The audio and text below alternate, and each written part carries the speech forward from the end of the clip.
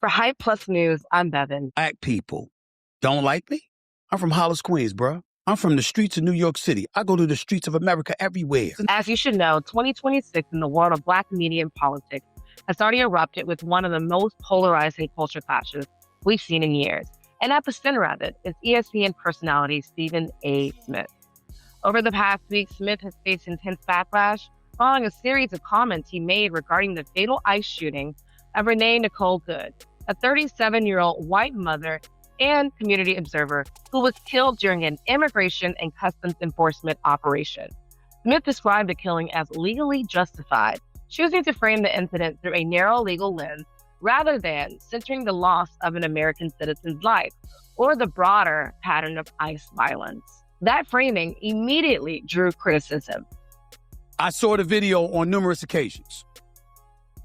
And seeing what transpired from a lawful perspective, as it pertains to a law enforcement official, don't expect him to be prosecuted. He was completely justified. From a humanitarian perspective, however, why did you have to do that?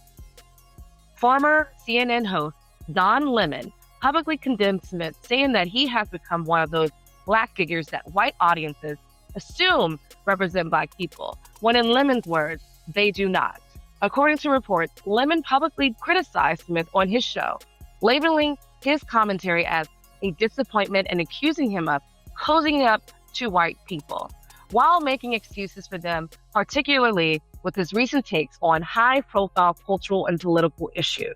Look, I try not to criticize, especially Black men or just Black people in general. Stephen A. Smith goes off and he talks about shit that he has no idea about. He has talked shit about me, but no facts. He just gets on these like white boy, right-wing podcasts or on his own show and just goes off about Black people and things that for which he has no clue. Yeah. And he thinks because he's doing it like this, it's just shocking to me, this sort of cozying up to white people. And it's got to be for the money. I just went on and started like bashing Black people just to bash them. And it seems that's become his stock in trade. More specifically, Lemon said, Stephen A. Smith goes off and talks about things he has no idea about. One of those Black people that white people think Black people like, and we don't. Stephen A. Smith does not represent us. Adding fuel to the fire, Congresswoman Jasmine Crockett even commented under Lemon's clip, writing, "3 of my faves. All I have to say is Stephen is synonymous with the modern day Django. Don't be a Stephen A., especially right now." Meanwhile, other prominent commentators like Joy Reid also weighed in, telling Smith to stick to sports, while calling out what she sees as his pattern of harsh critique directed specifically towards Black women and Black public figures. Despite growing criticism, Smith doubled down, claiming that his detractors represent only a small portion of Black voices and questioning whether Black people truly dislike him. In the process, some of Smith's language towards critics crossed into deeply offensive territory, further inflaming tensions. Black people don't like me?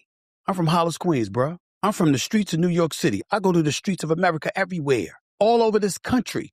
I'm inside and outside arenas. I'm the ambassador for HBCU Week. In concert with Ashley Christopher and other people, I've helped generate over 12,000 scholarships and of $150 million for Black students. I'm a member of Omega Psi Phi fraternity. I was raised by 5 Black women, Joy. I have 9 nieces, 2 daughters, everybody Black. I still go home to Hollis. ESPN takes our show, First Take, to HBCUs. Black people don't like me? You sure? Walt Disney and HBCUs, when we start going on tours every year.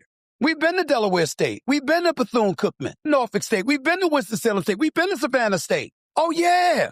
We're going to Texas Southern next month in concert with the very organization that I work for that you accused me of being paid by just to talk about white, just to talk nastiest things about Black people.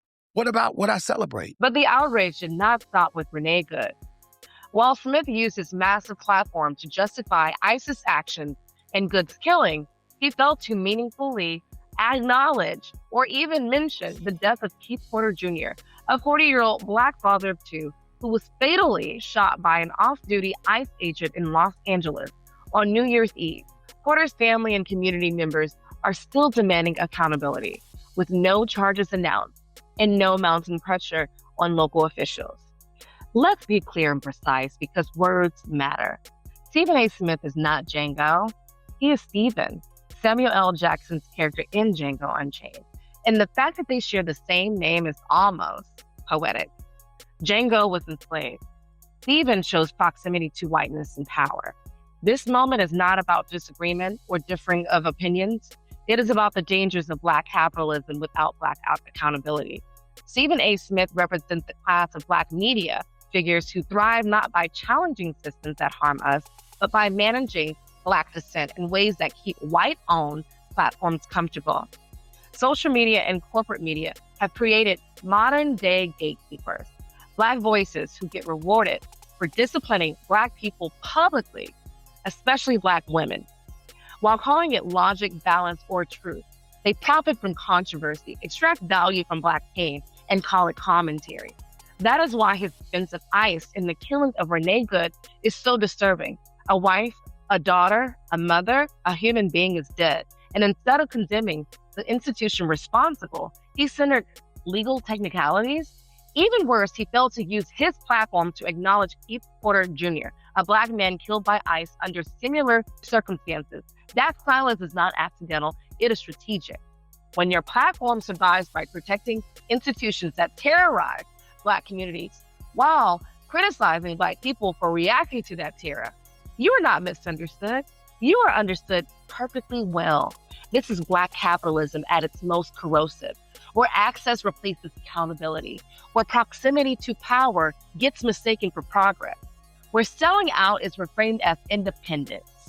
And when he asks is, why don't Black people like me? We all know that's weaponized incompetence. We recognize the BS from a mile away. Representation without responsibility is betrayal. Let's really talk about it more in the comments. For Hype Plus News, I'm Bevan. Running a business is one thing.